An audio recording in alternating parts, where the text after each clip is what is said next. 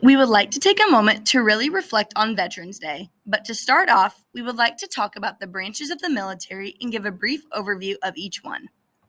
Members or veterans of the Army participate in or support military combat or training operations, humanitarian, or disaster relief. Those who are serving or have served in the Navy handle operations at sea, in the air, and on the ground to train and equip naval forces capable of winning wars, deterring aggression, and maintaining freedom. Marine personnel serve on ships, protect naval bases, guard the U.S. embassies, and provide quick, ready strike forces to protect U.S. interests across the world. Coast Guard members or veterans provide protection and assistance to fishermen in distress while at sea. The Space Force organizes, trains, and equips personnel in order to protect the U.S. and allied interests in space and provide space capabilities to joint forces.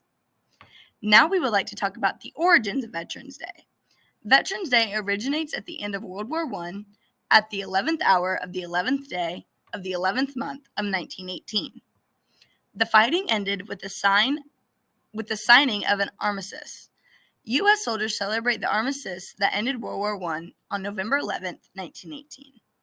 Today we have an interview with Jeremy Thiem, a local veteran of the Air Force. How long were you in the Air Force? A little over 4 years.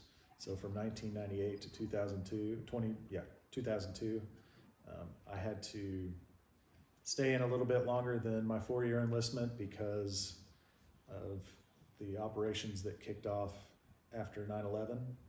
So I was what's called stop lost. So essentially, when you sign up, when you enlist, you have an inactive, ready reserve commitment to where they can call you back up at any time during that. And so my career field was stop loss. So until that was lifted, I couldn't get out. Did you ever leave the country? I did. For 3 weeks to a month, a small team from my squadron went to the island of Crete, and where in that area of operations we did some testing on some new hardware. How long were you in? Were you ever allowed to return home on leave? Yes, so every year we got 30 days of leave. That started the first year, so plenty of opportunity to come home. If there was one thing you could tell people who are thinking about joining the military, what would you tell them? I'd say go for it.